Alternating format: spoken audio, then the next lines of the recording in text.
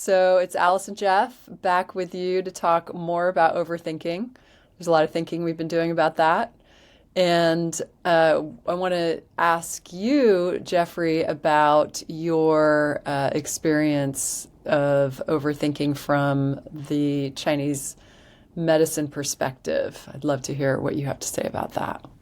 Yeah, I really loved everything you said in our last discussion about overthinking. That was great. And I think from my work and my studies, I look at overthinking in three ways. One is my studies in Chinese medicine, and there's two sides to that.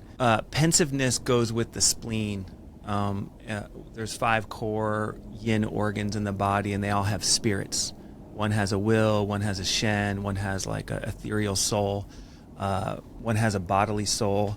And so it's like this deep Taoist shamanic layer that lives inside the understanding of Chinese medicine. And when it comes to thinking, it's often considered like rumination or pensiveness. So overthinking would be a spleen imbalance, right? And so the interesting thing about spleen is it's associated with earth. And for me, when people are in an overthinking state, it says something about the nature of earth, of not feeling grounded, of not feeling secure. And at one level, there's herbs and there's points for that. But at another level, sometimes I recommend ritual medicine, that rituals that help connect people to the earth are very useful and very helpful for the overthinking state.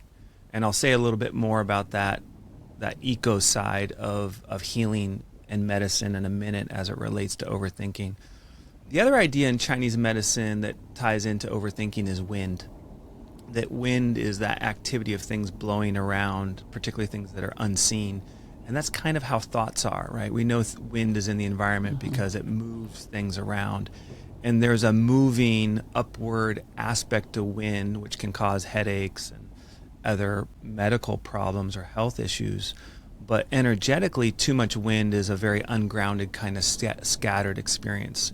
We know what windy days can be like and how they feel, when we're trying to, go for a hike or play a soccer game, for instance, and it's super windy. It's way more difficult for mental activity and thought to be clear. So the beautiful thing about Chinese medicine and the Taoist practices like Tai Chi and Qigong is it is very physical. So grounding in the dantian, or that space below the navel but above the pubic bone, is kind of that physical center. And the idea there is to center and drop the attention out of the mental self into that point in the body or into that region. So those are Can I two. Yeah, go ahead. Yeah, can I add on to that? Because Sure. that is really, yeah, that's a practice that I also encourage people to do more from Thich Nhat Hanh's lineage of imagining in that same area, the Dantian center in the core, imagining a mountain or like a redwood tree, really Yeah. solid Yeah. tree So you got that in grounding that earth area. imagery, right? Yeah, That's good. yeah. No, that's good. And people can actually even tap on that area and just bring blood flow. Like you can physically just kind of do a little knocking there.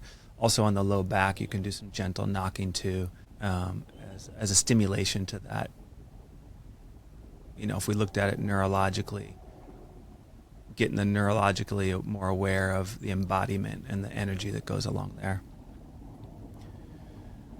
And then, I look at ecologically how the climates we're in or the conditions we're in really affect our thinking, right? So if we're in a high stimulated environment, which we are, we're in the information age, we get a lot of stimulation through news, through social media, a lot of contact with friends, and we're exposed to lots of novel environments. And one of the ways of starting to understand that is that it's natural for the thought process to increase in times of uncertainty or novel conditions, right? So it's gonna just happen. It's part of the body's response.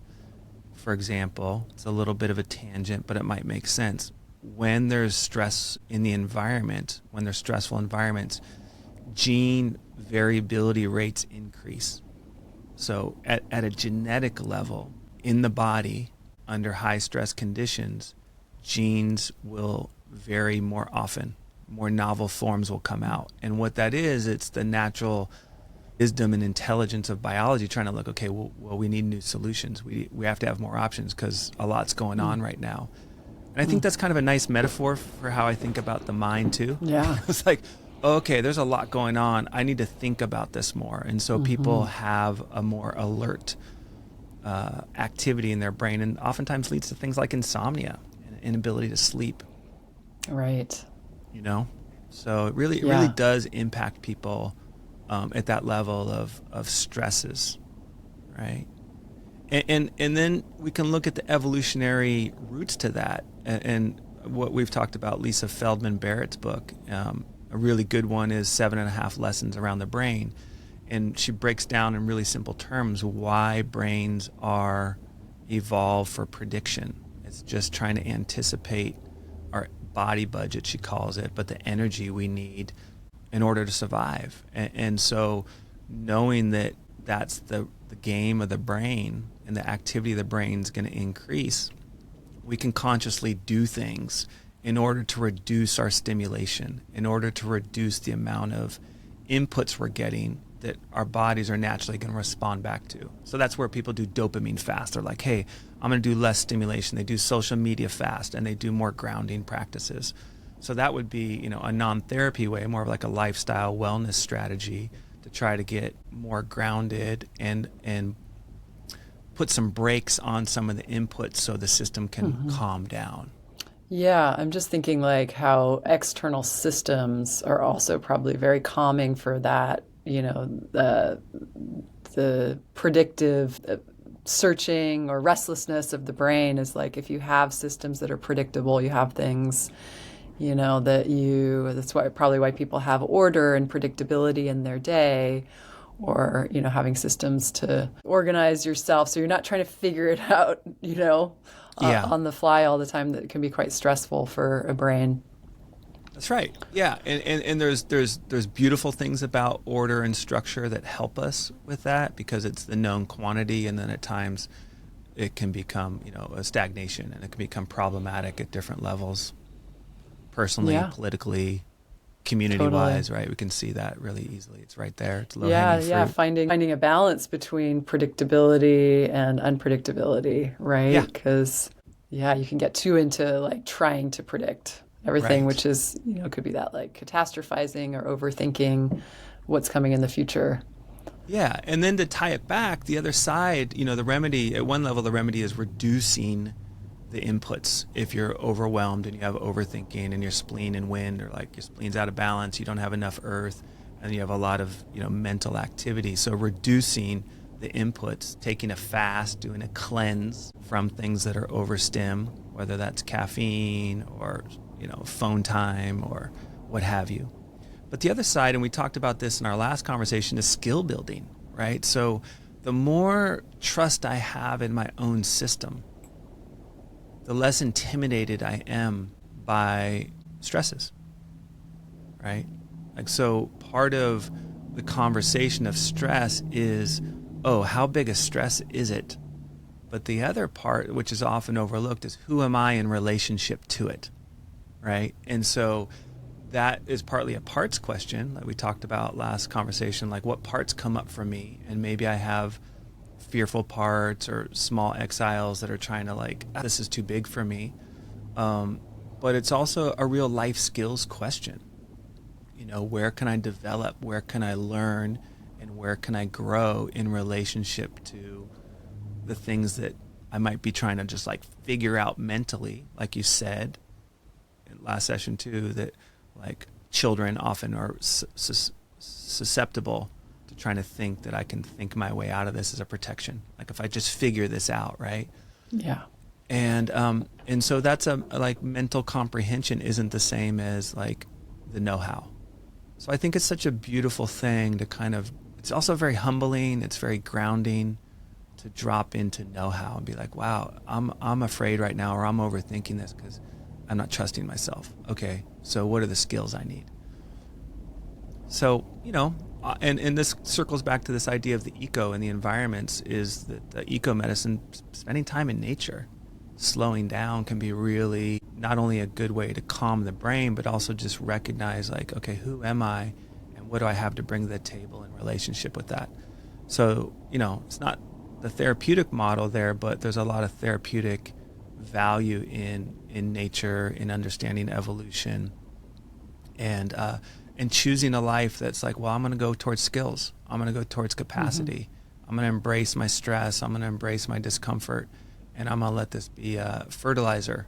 This hardship be fertilizer for my own development. And so I think overthinking would fit into that for me as well. What do you think of all that?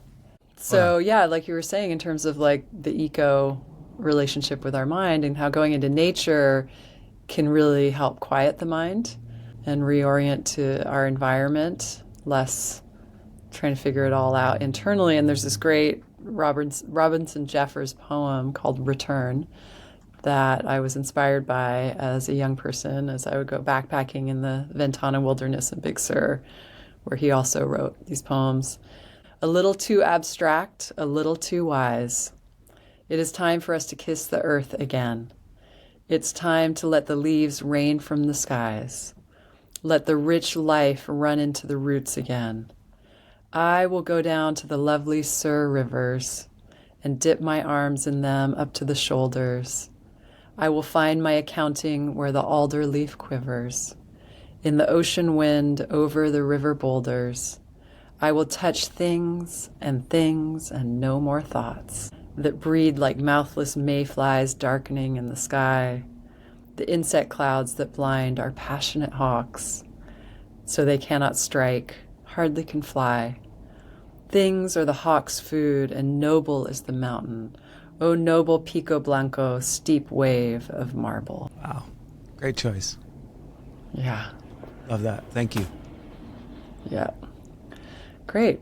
Well, it's good to be in conversation again with you, and yeah, so we appreciate more. subscribes. We want people to follow. We're trying to build community. We love it.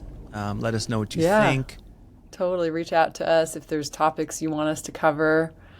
We're happy to go deeper into that.